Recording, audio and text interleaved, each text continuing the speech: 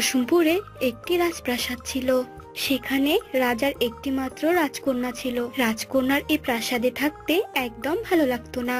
সে যখনই অবসর পেত তখনই বাইরে বেরিয়ে যেত। পাশের একটি জঙ্গলে এসে একা একাই বসে থাকে, আনন্দে ঘুরে বেড়ায়, গাছের ফল খায়, গানও গায়, আবার মাঝে মধ্যে নদীর দিকে আনমনা হয়ে যেয়ে থাকে।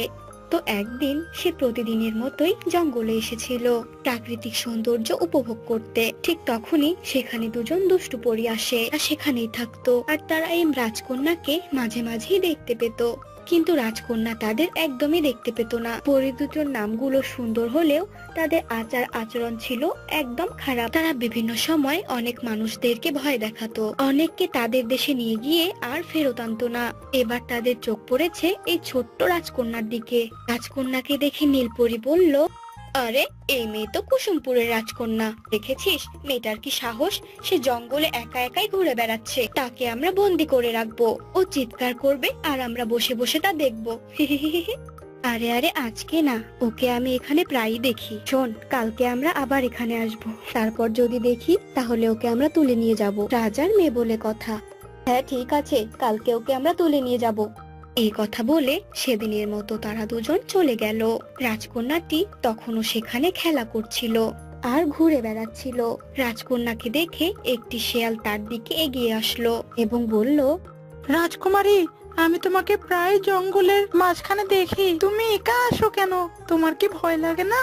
এত সুন্দর বন জঙ্গলে আমার একা ঘুরতেই ভালো লাগে, আমি তাই কাউকে সাথে আনি না। প্রাসাদে থাকতে আমার একদম ভালো লাগে না। ইস, আমি যদি পরী হতে পারতাম তাহলে আমি সব জায়গায় উড়ে উড়ে বেড়াতাম। তুমি কি জানো এই জঙ্গলে দুজন দুষ্ট পরী ঘুরতে আসে? তারা দেখতে সুন্দর হলেও অনেক পাজি। তারা আজ বলছিল ওরা তোমাকে তুলে নিয়ে তাদের দেশে যাবে। আমি সব শুনেছি। না, আমি তোমার কথা বিশ্বাস করতে পারছি না। আর আমি এই জঙ্গল ছেড়ে তো যাবই না। এখানে আমাকে খেলতে ও ঘুরতে অনেক ভালো লাগে। আচ্ছা, কি আর করার, সবাই আমাকে শিয়াল পণ্ডিত বলে ডাকে। ঠিক আছে, তুমি থাকো এখানে, আর রাক্ষসী পরীরা তোমাকে ধরে নিয়ে যাক তাদের দেশে। এসব বলে শিয়াল সেখান থেকে চলে গেল। রাজকন্যাটি শিয়ালের কথায় পাত্তা না দিয়ে নিজের মনের সুখে ঘুরে বেড়াতে লাগলো। পরের দিন রাজকন্যা দুজন সেপাহী নিয়ে সেই বনে আসলো এবং তাদেরকে চলে যেতে বলল। তোমরা চলে যাও, আমি আজকেও এখানে একাই থাকবো। না রাজকুমারী, রাজামশাই আপনাকে একা থাকতে বারণ করেছেন। এখানে অনেক সুন্দর জায়গা হলেও বিপদের অনেক ভয় রয়েছে। আমি বলেছি না তোমরা এখান থেকে চলে যাও, এটা আমার নির্দেশ। জয় হুকুম রাজকুমারী। এরপর রাজকন্যাটি আগের মতোই খেলা করছিল আর মনের আনন্দে ঘুরে বেড়াচ্ছিল। হায় হায়, আজকে তো অনেক দেরি হয়ে গেল। আমাকে এখন প্রাসাদে ফিরে যেতে হবে, না হলে তো বাবা মা চিন্তা করবে। এদিকে তো দুষ্ট রাক্ষসী পরী দুজন চলে এসেছে। দেখ দেখ, ওই মেয়েটা আজকেও একা এসেছে। রাজকুমার একটু সামনে যেতেই দেখলো তার সামনে দুজন রাক্ষসী পরী দাঁড়িয়ে আছে। তাদের মাঝে নীলপরী বলল, তুমি কুসুমপুরের রাজকন্যা, আমরা তোমাকে চিনি। আমরা এসেছি ওই অচিনপুরের আকাশ থেকে। তুমি আমাদের সাথে আমাদের দেশে চলো, সেখানে তোমার মতো অনেক সঙ্গী আছে। এখানে তুমি তাদের সাথে খেলবে, ঘুরে বেড়াবে আর অনেক ফুলের বাগান পাবে।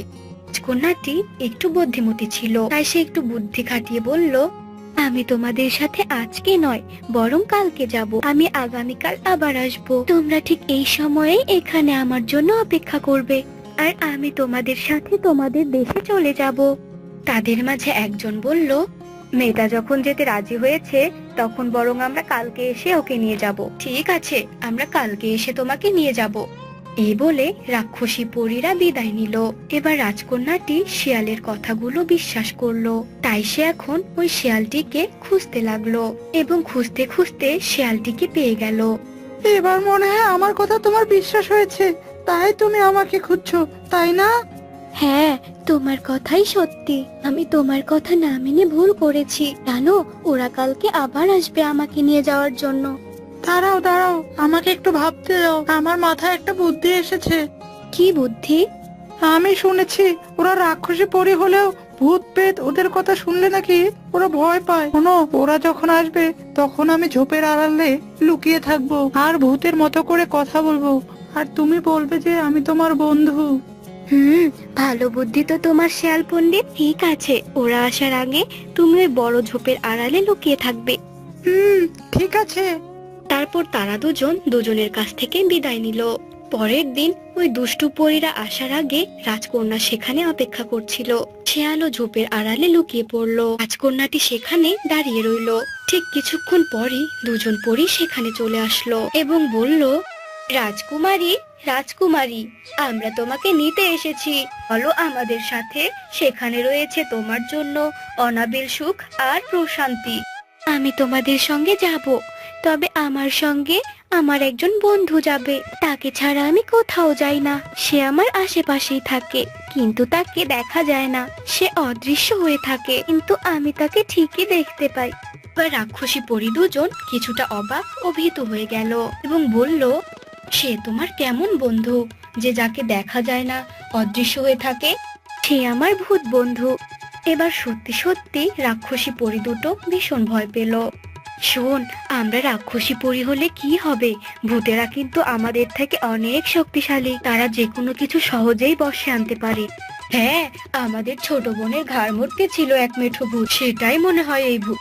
এমন সময় ঝোপের আড়াল থেকে শব্দ এলো, হাউ মাউ খাও, দুইটা পরীর গন্ধ পাও, তাদের ধরে ঘাড় মটকাও। পরীদের খেতে বেশ মজা লাগে, আগে ওদের ঘাড় মটকাবো, তারপরে খাবো।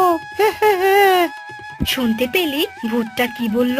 আমি আগেই বলেছিলাম ভূতেরা খুব খারাপ হয়। আমাদের এই মেয়েকে নিয়ে যাওয়ার দরকার নেই। তুমি থাকো বোন, তুমি তোমার ভূত বন্ধুর সাথে থাকো। আমরা আর কখনোই তোমাকে নিতে আসবো না। এই কথা বলে পরী দুজন চলে গেল। এ সময় শিয়াল ঝোপ থেকে বেরিয়ে এসে বলল, দেখেছো আমার কি বুদ্ধি? আমার বুদ্ধিতেই কাজ হয়েছে, ওরা এখানে আর আসবে না। তোমার বুদ্ধিতেই কাজ হয়েছে, না হলে আজ আমার অনেক বড় ক্ষতি হতো। তুমি আমার ভালো বন্ধু শিয়াল মামা, তুমি সাথে থাকলে আমার আর কোনো ভয় নেই।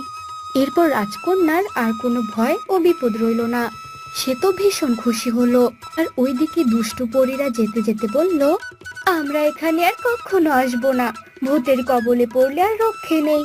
আমরা এখন থেকে অন্য জায়গায় রাজত্ব করব। হা হা হা হা হা। মেয়ে গোসল করত, কিন্তু কেউ আজ পর্যন্ত মাছ দিঘির ঠাঁই পায়নি। আর লোকেরা দিঘির মাঝখানে যাওয়ার সাহস করত না। লোক মুখে শোনা যেত দিঘিতে এক দানব বাস করে। দিঘির আরেকটি আশ্চর্যজনক ব্যাপার ছিল যে দিঘি গরিব মানুষদের ঋণ দিত। যদি কারো বাড়িতে কোনো অনুষ্ঠান বা খাবারের আয়োজন অথবা বিয়ের আসর হতো, তখন দিঘির কাছে গিয়ে বাসন কোসন কিংবা হাঁড়ি পাতিল ডেস্কি চাইতো। তার কিছুক্ষণের মধ্যে তা পানির উপরে ভেসে উঠত। তখন লোকেরা তা দিয়ে নিজের প্রয়োজন পূরণ করে আবার দিঘিকে তা ফেরত দিয়ে দিত। একদিন নিতু নামে এক মেয়ের বিয়ে হচ্ছিল। এমন সময় তার বাবা নিতুর মাকে বলল, এমনিতেই তো আমাদের খাবারের আয়োজন করতে অনেক খরচ হয়ে গেল, এখন আবার ডেকোরেশন ভাড়া করতে না জানি কত খরচ হবে। আমার কাছে একটা উপায় আছে। শুনেছি কালোইনের দিঘিতে গেলে প্রয়োজনীয় আসবাবপত্র চাইলে দিঘি থেকে তা উঠে আসে, আবার প্রয়োজন শেষ হলে ফেরত দিয়ে আসতে হয়। তাই নাকি? তাহলে চলো তো গিয়ে দেখি। এরপর তারা দিঘির কাছে যায়। আমরা খুব গরিব মানুষ, আমাদের মেয়ের বিয়েতে রান্না ও লোকজনদের খাওয়ানোর জন্য কিছু জিনিসপত্র দরকার। কিছুক্ষণের মধ্যে দিঘিতে বড় বড় বুদবুদ উঠল এবং ঢেউ উঠতে লাগলো। তারা উভয়েই অনেক ভয় পেয়ে গেল। এই সরে যাও, সরে যাও। ভয় পেয়ে তারা পিছনে সরে গেল। হঠাৎ তারা দেখতে পেল পানির নিচ থেকে একটি বড় পাত্রে তাদের প্রয়োজনীয় সব জিনিসপত্র দেওয়া আছে। আমার কি যে খুশি লাগছে, শেষ পর্যন্ত আমরা ওই দিঘি থেকে সাহায্য পেলাম। এরপরে তারা দুজনে বাড়ির দিকে রওনা হলো। নিতুর বিয়ে হয়ে যাওয়ার পরে অনুষ্ঠান শেষে নিতুর বাবা পাত্রগুলো ফেরত দিতে বের হলো। পথের মধ্যে নিতাই নামে এক লোকের সাথে নিতুর বাবার দেখা হলো। আরে নিতুর বাপ যে, কেমন আছো? এই তো নিতাইদা, আছি ভালো। তোমার কি খবর? ভালো। তবে এত বাসন কুসন আর হাঁড়ি পাতিল নিয়ে কোথায় যাচ্ছ শুনি? এগুলো ফেরত দিতে যাচ্ছি দাদা, মেয়ের বিয়ে ছিল তো তাই ধার এনেছিলাম আর কি। তো কার কাছ থেকে ধার আনলে? এমন দামি দামি জিনিসপত্র, এগুলো তো এমনি এমনি ধার দেওয়ার কথা না। আরে কালুইনের দিঘি থেকে নিয়ে এসেছিলাম, এখন ফেরত দিতে যাচ্ছি। আমি ঠিক তোমার কথা আগামাতা কিছুই বুঝতে পারলাম না। দিঘি থেকে ধার করেছো মানেটা কি?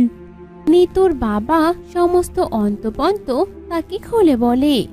ও তাহলে এই কথা, ঠিক আছে চলো আমিও গিয়ে তাহলে দেখে আসি ব্যাপারটা। তারা দুজনে দিঘির কাছে যায়। নিতুর বাবা দিঘির পাড়ে দাঁড়িয়ে বলে, হে কালুইনের দিঘি, অনেক অনেক কৃতজ্ঞতা তোমার জন্য।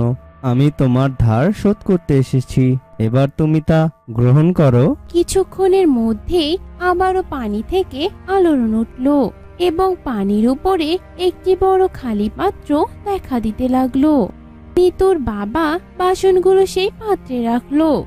অমনি পাত্রটি আস্তে আস্তে পানির নিচে তলিয়ে গেল। নিতাই এটা দেখে বেশ অবাক হলো এবং তার মনে লোভ জেগে উঠল।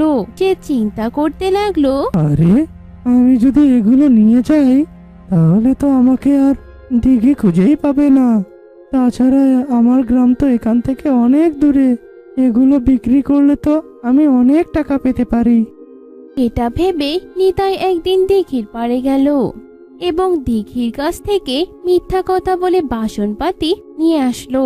সে তা অনেক দাম দিয়ে একজনের কাছে জিনিসগুলো বিক্রি করে দিল। এদিকে যখন এক সপ্তাহ পার হয়ে যাওয়ার পরেও দিঘি তার জিনিসপত্র ফেরত পেল না, তখন দিঘির পানিতে প্রচন্ড আলোড়ন উঠতে লাগলো। এমন আলোড়ন দেখে গ্রামের লোকেরা ভয় পেয়ে গেল। আরে আমি তো কখনোই আমার জীবন দশায় এমন আলোড়ন এই পুকুরে দেখিনি, তা হঠাৎ করে এই পুকুরের কি এমন হলো? গ্রামের মানুষজন এসে সবাই দিঘিকে দেখতে লাগলো। এক সময় হঠাৎ করে দিঘি শান্ত হয়ে গেল।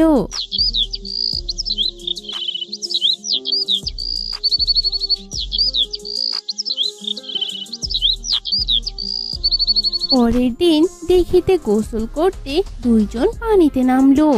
তারা যেই ডুব দিল আর ফিরে আসলো না।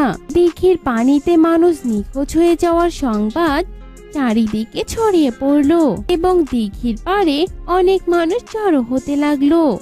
এলাকার জমিদার শহর থেকে ডুবুরি নিয়ে আসলেন এবং বললেন, এখানে আমাদের কয়েকজন মানুষ ডুবে গেছে, তোমরা পানিতে নেমে তাদেরকে উদ্ধার করে দাও, বিনিময়ে আমি তোমাদেরকে অনেক টাকা দেব। এরপরে ডুবুরিরা মানুষকে খুঁজতে পুকুরে নামে, কিন্তু তারাও চিরদিনের মতো নিখোঁজ হয়ে যায়।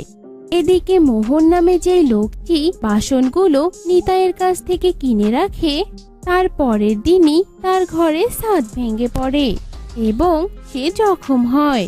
সে অল্পের জন্য বেঁচে যায়। পরের দিন তার ছোট বাচ্চা পানিতে পড়ে মারা যায় এবং এরপর থেকে একের পর এক অসুখ বিসুখ ও বিপদ আপদ তার পরিবারে লেগেই থাকে। মোহন একদিন চিন্তা করতে লাগলো, আমি নিতাইয়ের কাছ থেকে বাসন কোসন কিনে আনার পরেই আমার সমস্যা হচ্ছে একের পর এক। আমার জানার দরকার সে বাসন কোসনগুলো কোথায় পেয়েছে। পরদিন মোহন নিতাইয়ের ঘরে যায়। আরে মোহন, কি খবর তোমার? আচ্ছা, তুমি আমার কাছে যা যা বিক্রি করেছো তা তুমি কোথায় পেয়েছিলে?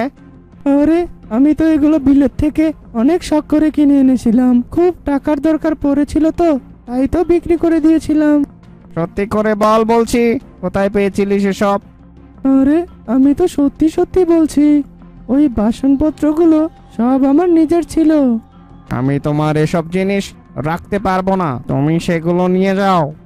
নিতাই তা ফেরত নিতে অস্বীকার করে, কিন্তু মোহন তা এনে নিতাইয়ের বাড়িতে রেখে দেয় এবং ঘরে চলে আসে। রাতের বেলা নিতাইয়ের ঘরের মাটি কাঁপতে থাকে। নিতাই ভয়ে চিৎকার করে ওঠে। তার চিৎকারে এলাকাবাসী দৌড়ে আসে। তারা সবাই এসে দেখে নিতাই তার ঘরে শুয়ে আছে। এবং মাটির নিচ থেকে দুটি হাত বের হয়ে এসে নিতাইয়ের গলা চেপে ধরে। এরপর হাত দুটো লম্বা হয়ে গিয়ে ঘর থেকে ওই বাসনপাতিগুলো নিয়ে পুনরায় মাটির নিচে চলে যায়। এদিকে নিতাইয়ের লাশ ঘরে পড়ে থাকে। এটা দেখে এলাকার মানুষজন খুব ঘাবড়ে যায়। এক বৃদ্ধ বলতে থাকে, শুনেছিলাম পাশের গ্রামের কালুইনের দিঘি থেকে বাসনপাতি চুরি হয়েছিল, তাহলে বেটা নিতাই সেই চোর? মোহনও সেখানে উপস্থিত ছিল। চোর বেটা নিতাই এসব আমার কাছে বিক্রি করেছিল। যখন থেকে আমি এগুলো কিনি তখন থেকেই একের পর এক বিপদ আমার পিছনেই লেগেছিল, আর আমার ছেলেটাও মারা যায়। যখন আমি তাকে এসবগুলো ফেরত দিয়ে গেলাম তখন থেকে আমি সব বিপদ থেকে মুক্তি পাচ্ছিলাম, শুধু আমার ছেলেকেই ফিরে পাইনি। চোর বেটা, নিজে তো মরেছিস, সাথে আমাকেও মারলি।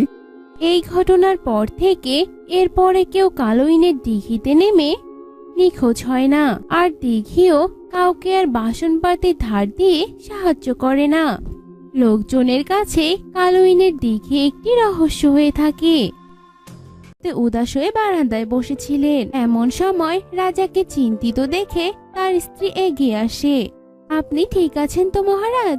না, আমি ঠিক নেই। আমার এত ক্ষমতা, এত প্রভাব, এত ধন সম্পদ, কিন্তু আমার কোনো উত্তরসূরি নেই। আমি মরে গেলে কে দেখবে আমার এই রাজ্য? কি হবে এই ধন সম্পদ দিয়ে? রানী খুবই মর্মাহত হয়ে রাজার কথা শোনে। রানীও মনে প্রাণে একটি সন্তান চাইতেন, কিন্তু তাদের চাওয়া পূরণ হলো না। একদিন রানী পুকুর পাড়ে বসে বড়শি দিয়ে মাছ ধরছিলেন। এমন সময় পুকুর থেকে অদ্ভুত একটি মাছ উঠলো। আরে, এ মাছটি দেখতে তো বেশ অদ্ভুত। আমি তো এর নামও জানি না। খেতে কেমন লাগবে কে জানে। আমাকে দয়া করে ছেড়ে দাও, আমি তোমার ইচ্ছে পূরণ করব।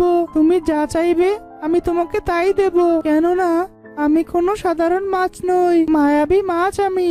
মাছকে কথা বলতে দেখে রানী খুব অবাক হলেও মাছের সাথে কথা বলতে থাকে। সত্যি তুমি এটা করতে পারবে? যদি তুমি আমার ইচ্ছে পূরণ করতে পারো তাহলে আমি তোমাকে আজীবনের জন্য শান্তির জীবন উপহার দেব। বলো, তুমি আমার কাছে কি চাও? আমি একটি সন্তান চাই। যদি তুমি তা আমাকে দিতে পারো তাহলে আমি তোমাকে বিশাল একটি দিঘি উপহার দেব, যাতে তুমি নিশ্চিন্তে বাস করতে পারবে, যেটাতে কেউ তোমাকে বিরক্ত করবে না। আগামী 1 মাসের মধ্যেই তুমি দেখতে পাবে তোমার ইচ্ছা পূরণ হয়েছে। দেখতে দেখতে 1 মাস হতে চলল।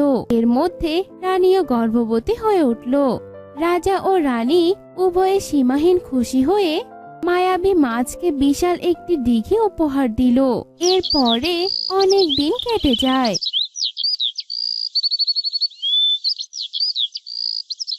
এবং রানীর বাচ্চা হওয়ার দিন ঘনিয়ে আসে। রাজার কাবুল নামে একজন সৎ ভাই ছিল।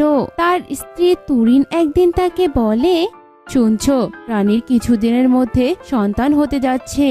হ্যাঁ হ্যাঁ, আমি জানি, সেটা আশা ছিল আমাদের সন্তান ভবিষ্যৎ রাজা হবে। এখন তো মনে হচ্ছে এটা আর সম্ভব না। আমাদের সন্তানকেই ভবিষ্যতে রাজা হতে হবে, এটাই আমি চাই। কিন্তু কিভাবে? আমার একটা পরিকল্পনা আছে এটা নিয়ে, সময় হলে বুঝতে পারবে। এখন আমি ব্যাপারটা গোপন রাখতে চাই, যাতে করে সময় মতো পরিকল্পনা সফল করতে ঝামেলা না হয়। একদিন রানীর প্রসব বেদনা শুরু হয়। দাসী এসে রাজাকে বলে, রাজা মশাই, রানীমায়ের ধাত্রী প্রয়োজন। রানীমার প্রসব বেদনা শুরু হয়েছে। তুমি যাও, সেলিনাকে নিয়ে আসো। এ আমার রাজ্যের সবচাইতে দক্ষ এবং অভিজ্ঞ ধাত্রী। যথাসময়ে ধাত্রী চলে আসে এবং রানীর ঘরে প্রবেশ করে। এদিকে সৎ ভাই কাবুলের বউ রানীর কাছে যায়। রাজা তাকে দেখতে পেয়ে বলে, তোমার এখানে আসার কোনো প্রয়োজন নেই, তুমি যাও, রুমে গিয়ে বিশ্রাম করো। কি বলছেন আপনি মহারাজ?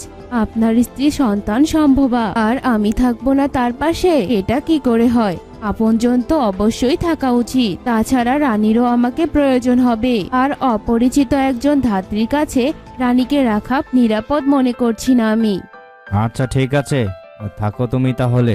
এরপরে রাজা চলে যায় আর সৎ ভাইয়ের বউ তৎক্ষণাৎ রানীর কামরায় প্রবেশ করে এবং ধাত্রীকে ডেকে আড়ালে নিয়ে বলে, এই নাও 1 থলি স্বর্ণ মুদ্রা, যদি প্রয়োজন হয় তাহলে আরো পাবে। আপনি আমাকে এসব কেন দিচ্ছেন? তোমার কাজ হচ্ছে যা করব তা ভুলে যাবে, মনে করবে যে এটা তুমি দেখোনি, আর এসব কাউকে কখনো বলার চিন্তাও করবে না। আর যদি বলো তাহলে তোমার লাশ চিল শকুনরাও খুঁজে পাবে না কখনো, বুঝতে পেরেছো? হ্যাঁ, বুঝতে পেরেছি। তাহলে এই কাপড়টা নিয়ে যাও, আর বাহিরে প্রহরীর কাছে একটা মৃত সন্তান আছে, সেটা নিয়ে এসো জলদি। ধাত্রী গিয়ে প্রহরীর কাছ থেকে মৃত সন্তানটা লুকিয়ে নিয়ে আসে। এর কিছুক্ষণ পর রানী তার সন্তান প্রসব করে। কাবুলের বউ দেখতে পায় রানীর একটা ফুটফুটে কন্যা সন্তান হয়েছে। সে কন্যা সন্তানকে একটি কাপড়ে পেঁচিয়ে জল্লাদের কাছে পাঠিয়ে দেয় এবং ধাত্রী সেই মৃত বাচ্চাটি রানীর কাছে রেখে দেয়। যাও, রাজাকে গিয়ে বলো আপনার মৃত সন্তান হয়েছে। এরপরে কাবুলের বউ জল্লাদের কাছে যায়। শুনে রাখো, একে মেরে এমন স্থানে ফেলবে যাতে চিল শকুনেরাও একে খুঁজে না পায়। ঠিক আছে ছোট রানী, কিন্তু এর বিনিময়ে আমার জন্য কি থাকবে? কাবুলের স্ত্রী তার হাতে একটি স্বর্ণর থলি দিয়ে বলে, আশা করি এটা তোমার জন্য যথেষ্ট।